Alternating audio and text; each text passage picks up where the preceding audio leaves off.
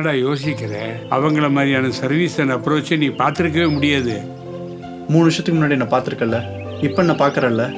How confident I am because I have taken a right decision. எக்கனாமிக்கல்டா, insurance கூட claim பண்ணிக்கலாம். Premature பேபிஸ்லேருந்து old age people வரைக்கும் visit பண்ணுற ஒரு இடம். அந்த அங்கிள் நம்பரை வாங்கி தரேன்.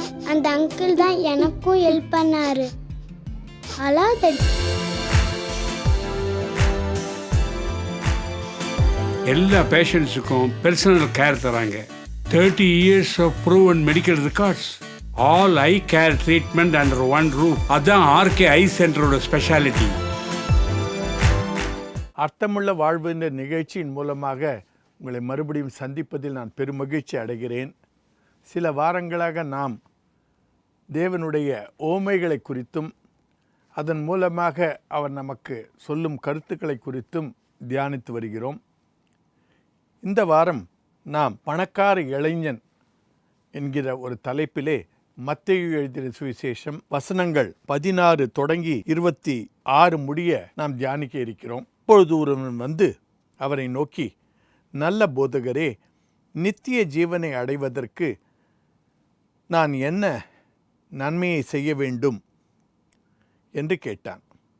அதற்கு அவர், நீ என்னை நல்லவன் என்று சொல்லுவானேன்? தேவன் ஒருவரை தவிர நல்லவன் ஒருவரும் இல்லையே. நீ ஜீவனில் பிரவேசிக்க விரும்பினால் கற்பனைகளை கைக்கொள் என்றார். அவன் அவரை நோக்கி, எவைகளை என்று கேட்டான். அதற்கு இயேசு, கொலை செய்யாதிருப்பாயாக, விபசாரம் செய்யாதிருப்பாயாக, களவு செய்யாதிருப்பாயாக, பொய்சாட்சி சொல்லாதிருப்பாயாக, உன் தகப்பனையும் உன் தாயையும் கனம் பண்ணுவாயாக, உன்னிடத்தில் நீ அன்பு கூறுவது போல பிறனிடத்திலும் அன்பு கூறுவாயாக என்பவைகளையே என்றார். அந்த வாலிபன் அவரை நோக்கி, இவைகளையெல்லாம் என் சிறுவயது முதல் கை கொண்டிருக்கிறேன், இன்னும் என்னிடத்தில் குறைவு என்ன என்றார். அதற்கு இயேசு, நீ பூரண சர்க்குணனாய் இருக்க விரும்பினால் போய் உனக்கு உண்டானவைகளை விற்று தரித்திரருக்கு கொடு, அப்பொழுது பரலோகத்தில் உனக்கு பொக்கிஷமும் உண்டாயிருக்கும், பின்பு என்னை பின்பற்றி வா என்றார். அந்த வாலிபன் மிகுந்த ஆஸ்தி உள்ளவனாய் இருந்தபடியால் அந்த வார்த்தையை கேட்டபோது துக்கமடைந்தவனாய் போய்விட்டான். அப்பொழுது இயேசு தம்முடைய சீஷர்களை நோக்கி, ஐஸ்வர்யவான் பரலோக ராஜ்யத்தில் பிரவேசிப்பது அரிதென்று மெய்யாகவே உங்களுக்கு சொல்லுகிறேன். மேலும் ஐஸ்வர்யவான் தேவனுடைய ராஜ்யத்தில் பிரவேசிப்பதை பார்க்கிலும் ஒட்டகமானது ஊசியின் காதிலே நுழைவது எளிதாயிருக்கும் என்று உங்களுக்கு சொல்லுகிறேன் என்றார். அவருடைய சீஷர்கள் அதை கேட்டு மிகவும் ஆச்சரியப்பட்டு, அப்படியானால் யார் ரட்சிக்கப்பட கூடும் என்றார்கள். இயேசு அவர்களை பார்த்து, மனுஷரால் இது கூடாதுதான், தேவனாலே எல்லாம் கூடும் என்றார். கர்த்தருடைய பிள்ளைகளே, இங்கு சில ஆழமான சத்தியங்களை நாம் தெரிந்து கொள்ள இருக்கிறோம். மனித குலத்திற்கு நாம் மரிப்பது நிச்சயம் என்பது தெரிகிறது. இந்த உலகத்தில் வந்த யாரும் நிரந்தரமாக வாழ முடியாது. அப்படி இருக்கையிலே இறந்த பின்னும் வாழ வேண்டும் என்ற வாஞ்சை எல்லோருக்கும் இருக்கிறது, இந்த இளைஞனுக்கும் இருக்கிறது. நித்திய வாழ்வை பெற்றுக்கொள்வதற்கு நான் என்ன செய்ய வேண்டும் என்று கேட்கிறார். அதற்கு ஆண்டவர் சிறு பிள்ளை காலத்திலே நமக்கு நம்முடைய பெற்றோர்கள் இதை செய் அதை செய்யாதே என்றெல்லாம் கட்டளையிடுவார்கள். ஆனால் போக போக நமக்கு அந்த கட்டளைகளுக்கு மேலே என்ன இருக்கிறது என்பது புலப்பட ஆரம்பிக்கும். எதற்காக அப்பா 6 மணிக்கெல்லாம் வந்து படிக்கச் சொன்னார், நன்றாக படிக்கச் சொன்னார் என்பதெல்லாம் பிற்காலத்திலே நாம் வேலைக்கு போகும்போது தெரிய வரும். ஆனாலும் தகப்பனார் ஆரம்பத்திலே இதை செய் அதை செய்யாதே என்று தான் சொல்லுவார். எதற்காக என்று நமக்கு தெரியாது. அதே போல் இங்கேயும் டூஸ் அண்ட் டோன்ட்ஸ், இதை செய் அதை செய்யாதே கட்டளைகள், அவற்றை அந்த இளைஞர் செய்து கொண்டிருக்கிறார். விபச்சாரம் செய்யாதே, கொலை செய்யாதே, களவு செய்யாதே, பொய் சாட்சி சொல்லாதே இவற்றையெல்லாம் அவர் நன்றாக செய்து கொண்டிருக்கிறார். ஆனாலும் உன்னிடத்தில் நீ அன்பு கூறுவது போல பிறனிடத்தில் அன்பு கூறுவாயாக என்பதிலே அவருக்கு ஆழம் புரியவில்லை.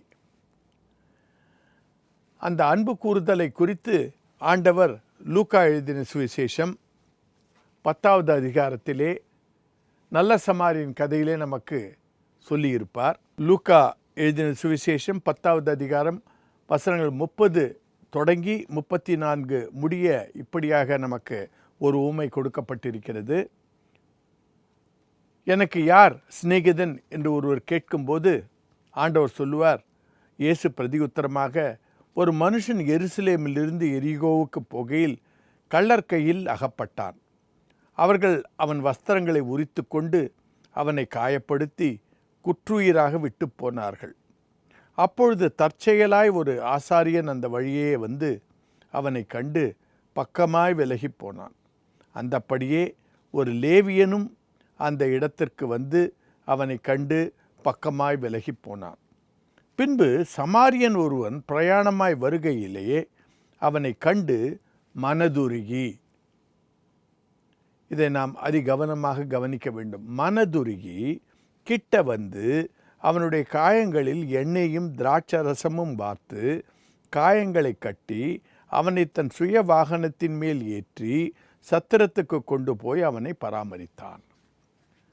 கர்த்தருடைய பிள்ளைகளே, உன்னை நேசிக்கிறது போல மற்றனையும் நேசி, உன் சகோதரனையும் நேசி என்று ஆண்டவர் சொல்லும்போது நாம் இப்படி அடிபட்டு ஒரு தெருவிலே கிடந்தால் போகிறவர்களை பார்த்து நாம் என்ன நினைப்போம்?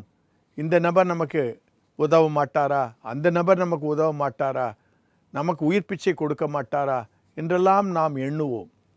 அப்படி எண்ணும்போது இவர்கள் நான் பொய் சொல்லவில்லை, பொய் சாட்சி சொல்லவில்லை, களவு செய்யவில்லை, நான் நல்ல யோக்கியன் என்று அவர்கள் போய்கொண்டே இருந்தார்கள் என்றால் இந்த ஆசாரியர் போலவும் லேவியர் போலவும் நமக்கு எவ்வளவு வேதனையாக இருக்கும். அதைத்தான் கர்த்தர் சொல்லுகிறார், மனதுருகுதல் அதிக அவசியமாய் இருக்கிறது. அப்படி செய்யும்போது நாம் கட்டளைகளை மிஞ்சி நம்முடைய இருதயத்திலிருந்து அது வருகிறது. அதைத்தான் ஆண்டவர் வாஞ்சிக்கிறார். இதை இந்த இளைஞர் புரிந்து கொள்ளாததினால் புரிந்து கொள்ளும் வகையிலே, சரியப்பா, நீ உத்தமனாக இருக்க வேண்டுமென்றால் உனக்கு உள்ளவைகளை எல்லாம் விற்று தரித்திரர்களுக்கு கொடு, அப்பொழுது பரலோகத்திலே உனக்கு பொக்கிஷங்கள் சேர்க்கப்பட்டிருக்கும் என்று சொல்லுகிறார். அது அவனுக்கு அதிகமான பொருள் இருப்பதினாலே கஷ்டமாக இருக்கிறது, போய்விடுகிறான். பண ஆசையே எல்லா வேதனைக்கும் வித்தாய் இருக்கிறது என்று பவுலடிகளார் ஒரு இடத்தில் சொல்லுவார். இந்த பணம் வந்தால் போதும் என்று நினைக்கிற நாம் அந்த பணம் வந்த பிறகு அதை விட இன்னும் கொஞ்சம் அதிகமாக இருந்தால் நன்றாக இருக்கும் என்று எண்ணுவோம். ஆகையால் ஒரு பணத்தின் மீது ஆசை வந்து விட்டால் அதற்கு அளவே இருக்காது. அதனால்தான் ஆண்டவர் அங்கு சொல்லுகிறார், பணக்காரன் சொர்க்கத்துக்கு போவது கடினமாக இருக்கும். ஏனென்றால் ஆசை விடுவதில்லை. ஒரு ஒட்டகம் கூட ஒரு ஊசி முனைக்குள்ளே போகிவிடும், பணக்காரன் போவது கஷ்டமாக இருக்கும் என்று சொல்லும்போது சீஷியர்கள் ஆச்சரியப்படுகிறார்கள். அப்படியானால் யார் போகக்கூடும் என்று கேட்கும்போது மனுஷனால் முடியாதது தான். ஆனாலும் மனிதன் ஆண்டவரிடத்தில் அண்டிக் கொள்ளும்போது, அர்ப்பணிக்கும்போது, ஜபம் பண்ணும்போது அந்த சுயத்தை மேற்கொள்ள ஆண்டவர் ஒரு சக்தியை கொடுப்பார். வேதத்திலே நிக்கோடிமஸ், அரிமத்தேயா, ஜோசப் ஆஃப் அரிமத்தேயா இவர்களையெல்லாம் பார்க்கிறோம். தங்களுக்கு உண்டானதையெல்லாம் அவர்கள் கொண்டு வந்து இயேசுநாதற்காக கொடுக்க, அவர்களெல்லாம் பணக்காரர்கள், ஐஸ்வர்யவான்கள். இதெல்லாம் கர்த்தரால் முடியாதது ஒன்றுமே இல்லை. ஆனாலும் கர்த்தர் நம்மிடத்தில் என்ன வாஞ்சிக்கிறார் என்று பார்க்கும்போது, ரூல் மாஸ்டர்களாக இருக்காதீர்கள். இதை செய்தேன், அதை செய்யவில்லை, அதனால் நான் யோக்கியன் என்று சொல்லாதீர்கள். உங்களுடைய இருதயம் தேவனுக்கு ஏற்ற இருதயமாக மாற வேண்டும். அப்படி மாறும்போது உன்னுடைய அயலானையும் நீ உன்னை போலவே நேசிக்கும்போது கிரியைகள் தானாக வெளிப்படும். நீ செய்து கொண்டு முயற்சி செய்து செய்ய வேண்டாம். இது நாம் சைக்கிளை ஓட்ட கற்றுக்கொள்ளும்போது அதிக கஷ்டமாக இருக்கும், ஆனாலும் கற்றுக்கொண்ட பிறகு லகுவாக இருக்கும். அதுபோல நாம் சுயத்தை மேற்கொள்ளும்போது ஆரம்ப காலத்தில் இது கஷ்டமாக இருக்கும். ஐயோ, இதை கொடுத்து விட்டால் நான் எப்படி சம்பாதிப்பேன் என்றால் நினைப்போம். ஆனால் போக போக அது நமக்கு இயல்பாக மாறும்போது, ஒருவனுடைய கஷ்டத்தை நாம் பார்த்து அவனுக்கு உதவும் போது நம்மை அறியாமலே நாம் உதவுவோம். அதைத்தான் ஆண்டவர் விரும்புகிறார். 100 வருடங்களுக்கு முன்பாக இங்கு இல்லை, 100 வருடங்கள் கழித்து இங்கு இருக்கப் போவதில்லை. 100 வருடங்களுக்கு முன்பாக எங்கே இருந்தோம் என்று சற்று சிந்திப்போமானால் நாம் அவரிடத்தில் தான் இருந்திருக்கக்கூடும். ஏனென்றால் எரேமியா 1வது அதிகாரம் 5வது வசனத்திலே அவர் இப்படியாக சொல்லுகிறார், நான் உன் தாயின் வயிற்றில் உருவாக்கும் முன்னே உன்னை அறிந்தேன், நீ கர்ப்பத்திலிருந்து வெளிப்படும் முன்னே உன்னை பரிசுத்தம் பண்ணி உன்னை ஜாதிகளுக்கு தீர்க்கதரிசியாய் கட்டளையிட்டேன் என்று சொன்னார். நம்முடைய பயணம் கர்ப்பத்திலே உற்பத்தி ஆவதற்கு முன்பாகவே ஆரம்பிக்கப்பட்டது. முடிவு எங்கே என்று பார்த்தால் அது மரணத்திலும் இல்லை. கர்த்தருடைய பிள்ளைகளே, பரத்திலிருந்து வந்தோம், பரத்திற்கு போகப் போகிறோம். சொற்ப காலம் இந்த பூமியிலே நாம் இருக்கும்போது ஆண்டவர் நம்மை அவருடைய சாயலாக மாறும்படி பயிற்சி கொடுக்கிறார். அவருடைய திட்டம் நாம் எல்லோரும் அவருடைய சாயலுக்கு ஒப்பாய் இருக்க வேண்டும். அவருடைய சாயலுக்கு ஒப்பாக இருக்க வேண்டும் என்றால் அவருடைய குணாதிசயங்கள் நமக்குள்ளே வளர வேண்டும். அப்படி வளர வேண்டும் என்றால், நாம் கற்றுக்கொள்ள வேண்டும் என்றால், இந்த காரியங்களை அவர் சொர்க்கத்திலே வைத்து நமக்கு கற்றுக் கொடுக்க முடியாது. அதனால்தான் அவர் இந்த சொற்ப காலத்திற்கு நம்மை இந்த பூமிக்கு கொண்டு வருகிறார், பயிற்சி கொடுக்கிறார். அவர் எதிர்பார்ப்பது அவருடைய சாயலாக நாம் மாற வேண்டும் என்பது.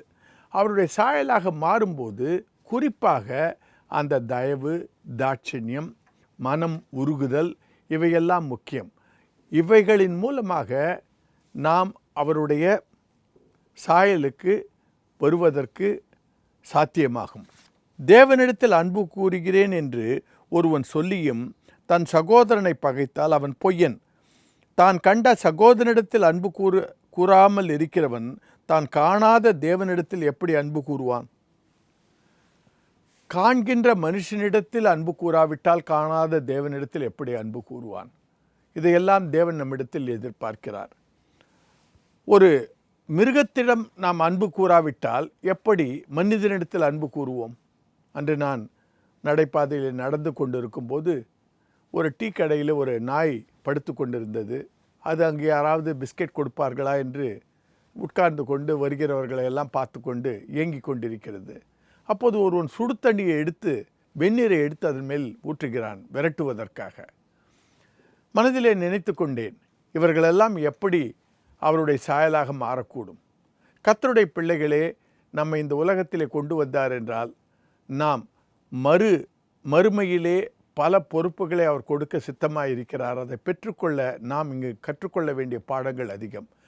இன்னும் இதர பதிவுகளை நீங்கள் பார்க்க வேண்டும் என்றால் நரேந்திரநாத் என்கின்ற யூடியூபிலும் www.divine2.asia என்கிற இணையதளத்தில் நீங்கள் காணலாம். மறுபடியும் சந்திக்கும் வரை விடைபெறுகிறேன். வணக்கம்.